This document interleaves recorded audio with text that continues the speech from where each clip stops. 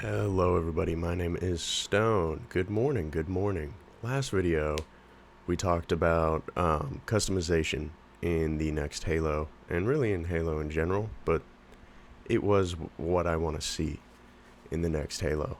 And that seems like a cool series idea, so I think I'm just going to go through piece by piece, because if I just talked about it all in one go, it would just be like an hour and 20 minutes. And I'll make a playlist, but I want to do it separately so I can be more specific about what I want to see. I forgot to mention in the last one, obviously we need playable elites. Playable elites, please. And that should be its own. So obviously you would pick between Spartan and Elite, and then Spartan has Gen 1, 2, 3, fucking tech suits. I already explained all that. Elite would have, I don't know, maybe like CE2 Reach, CE3 Reach, something like that, where you can use similar to the tech suit idea, where it's like you're picking the elite body style that you like the best. And because playable elites have never been ranked viable, so like it just doesn't matter if they're big and beefy, just same with like being able to customize your Spartan. And I'll be quick about this because this isn't what the video is about. Like the customization would obviously be a little more locked, and you would just be like forced into a Spartan of a certain size in ranked. But in casual game modes, I don't see why you couldn't have elites, Reach elites, Halo 3 elites, Halo 2, CE, whatever, and customize your Spartan however you want. Anyway, we already talked about all that. Just wanted a little cliff note here at the beginning, because I forgot to talk about that. Anyway, I think today's is probably going to be more about, I mentioned it a little bit in the last one, so it's a nice little segue into this one. It's the ranking system and like a prestige system. And there are a few ways you could do it that would be acceptable to me and probably many others.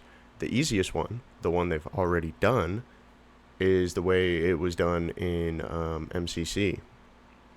You just have, although I would want something slightly different. I wouldn't want the like season or whatever selectors thing. I would just want like, here's all the unlockables and here's your leveling system, and you either get points or levels, and each level unlocks something, or a certain amount of points unlocks something. And if they wanted to, if they really wanted to, they could make it like, I'm thinking this is the easiest because I know they're going to want to monetize it. Unfortunately, it still, like I said in the last video, it still has to be feasible within the lifetime of the game of the average player would be able to unlock everything for free before the end of the life cycle of the game. That being said, if it's like a point system and you earn points by playing multiplayer or playing firefight or playing, hell, even Forge, like just reward people for playing the game, and then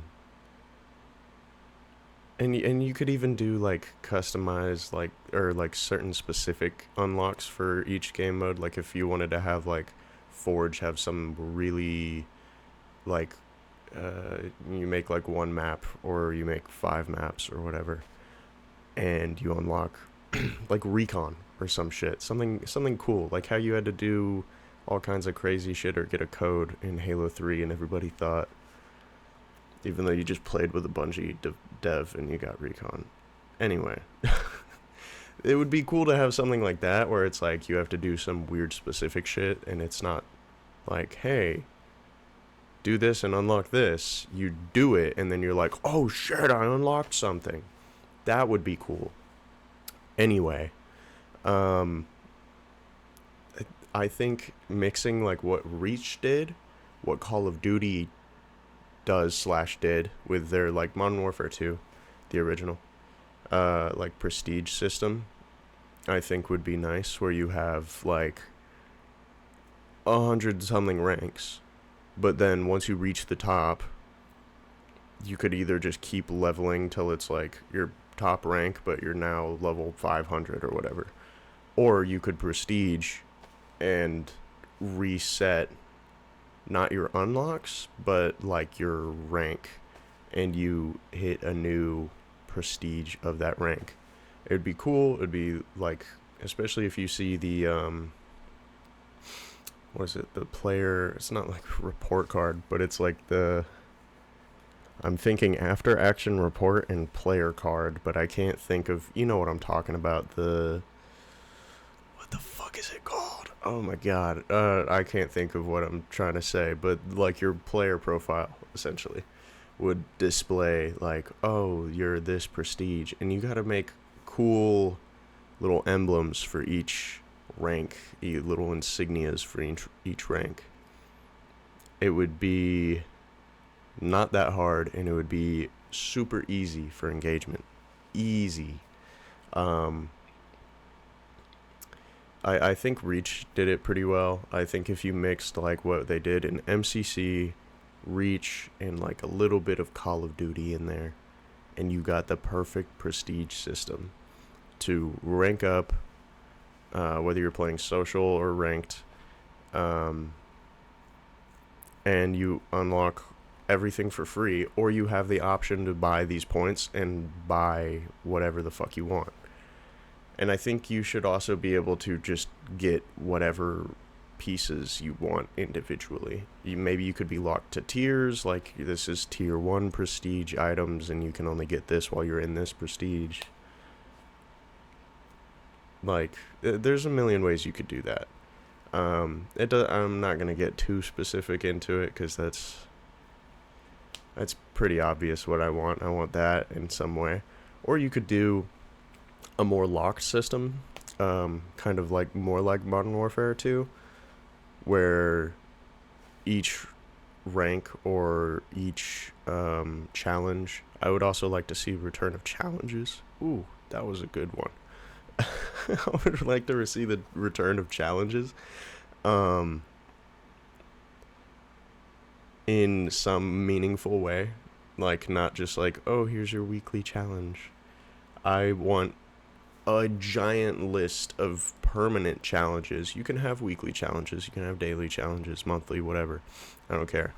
Give me like BR master, fucking 20,000 kills with a BR, or something that I can strive for long term that will either give me a huge amount of bonus points or give me some specific unlockable. Because then it gives you like reason to go around and grab certain guns and use certain guns. Like if you had one of those for every gun in the game, or if you had like you hit a certain amount of 360s, you get a certain amount of quad kills. Every single type of thing in the game should have its own challenge. There should be dumbass challenges that are almost impossible to get, like 360 a tank and fucking get a kill. And you unlock, like, I don't know, something fucking crazy, like playable brutes or some shit. I don't know. I'm just spitballing here. Like, it would be more fun, because if you're trying to encourage, especially in social game modes, I don't see why there's no reason not to encourage people to do stupid shit in the game, like and just like little Easter eggs and shit that are also inconsequential, like the like flipping the elephant in Halo 3. There needs to be in-depth little things, and that requires a lot of time in the game, or developing the game rather, where you can have some people on the team that are, oh Jesus Christ, that are relaxed because that's how you get Easter eggs. You have some amount of relaxation on the team. It's not a crunch. Although Bungie did manage to get out Easter eggs in almost every single one, but I feel like 3, I could be wrong, but I think 3 had the longest development time and it also had the most Easter eggs. It was like their passion project, 3. It was what they wanted to perfect. And so they had a lot of time to just put like random little shit in. That was like fun. That was half of the fun I had from Halo 3, was finding the grunt at the end of the Warthog run, or the little monkey guys at is that the first mission? I don't remember. I think that's the first mission, yeah. Like just little shit like that throughout the game, or the fucking naked guy in what's it called on the fucking Halo mission. Like there's a million ways you could do it, There's just like allow the devs to have fun with developing the game, and I think all of this will just kind of come naturally, like Easter eggs and a great customization system that balances ranked play with casual play and allowing player choice. Because at the end of the day, allowing players to choose how they have fun, I think, is the best way to make them have fun with your game. And, if you make all of the purchasables optional, because there's going to be those people who have fucking brain rot and want to purchase all of everything day one and just fucking buy it. They exist. They're called YouTubers. Like fucking Smitty, bro. Every time there's a new Call of Duty fucking battle pass, he just buys to like a certain level. And there will be people who do that in every game, and especially the more people you have, the more likely they are to play. Like I said in the beginning, if you give everything for free, but it requires a lot of work and a lot of play time on the player side, obviously,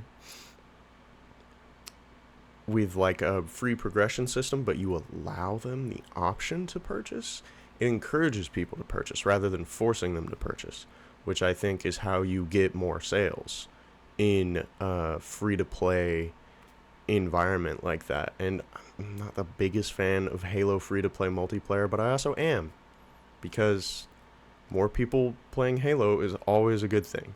I love Halo, and I want to see it succeed, which is why I'm making these videos, because I want to share what I think a perfect Halo game would have. And a perfect Halo game could have a million different things. But there has to be some kind of progression system, and it has to be free with the option to purchase. That is a perfect progression system. However they implement it, it needs to be in-depth, it needs to be free, and it needs to include everything. Don't put anything permanently behind a paywall, unless with the exception of like, I don't know, I'm not a big fan of weapon skins in Halo regardless, so I wouldn't care if that was permanently behind a paywall, or like some were. Or like charms, something inconsequential behind a paywall. Or, not colors, not coatings, that shit is stupid. Like liquid skins, like I said in the last one, that can be behind a paywall, And obviously, if you're giving people the option to just buy everything outright, they're going to do that. There's going to be someone who, day one, is like, I want all of the armor. Credit card information. Purchase. You're going to get those people. But if the game isn't fun, and there's no progression system, then, like, there's no reason to do that. Like, if you're forced to pay for everything and there is no progression system, and it's just like, okay, multiplayer like it kind of is right now, like, it's fun, but there's like desync issues and different video. Regardless, I feel like what I've already covered with customization And now what I've covered with the progression system, that in itself, if you just ported these things into Halo Infinite, it would probably not revive the game because it's been a while. But if you just repackaged it and sold it again as something else with completely refreshed, like no one has anything, you just copy paste but remove all, just pretend it's a different game, that would sell. It would sell. Even if it's free to play, you would sell a lot of things. It would probably be very easy, in fact. But that would be shitty. Don't do that. Halo Infinite should have just come with all this stuff to begin with. And since because it's like rank, they call it rank in the progression system. So I guess I'll just go over ranked as well, since I don't want that to be its own 2-3 minute video. I think any rank system you have in a Halo game needs to be, I don't know, like the one that's currently in Halo Infinite is okay, but I feel like a more Counter-Strike like progression system where or like have like an elo, a visible elo. I feel like if you combined what used to be with CS:GO, what is with CS2, and Halo Infinite's current progression system, you could have like pretty decent like progression system. Like you could have like Hero or Master Chief or Demon as the fucking top boy, and then you have like Onyx, Platinum, Diamond, Platinum, whatever you want to be higher, Gold, Silver, Bronze, or whatever. You could make a million, or like, I think there needs to be a minimum of like five rank divisions, with the subdivisions of 1, 2, and 3 or more. Yeah, that's pretty much about it. Like I said, that's all I have to say about that. A very short little bit of ranked there, because it's very close to what it should be. Just have a few more ranks, a few more subdivisions of those ranks, and a visible elo.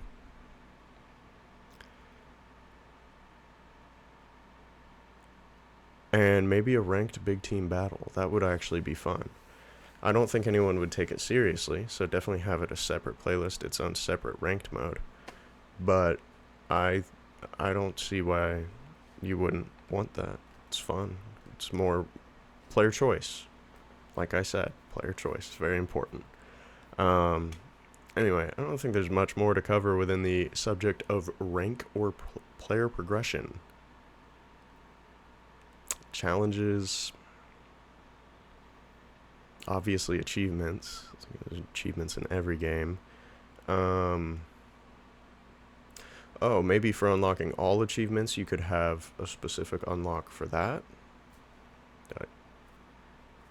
Just throwing out ideas out there. There's a million ways you could do it. There's a million things you could add. I could go on forever about it, but I won't. I will not. Thanks for watching. Please like, subscribe, comment. Tell me I'm an idiot if you think I'm wrong, but I don't. I don't think I'm wrong.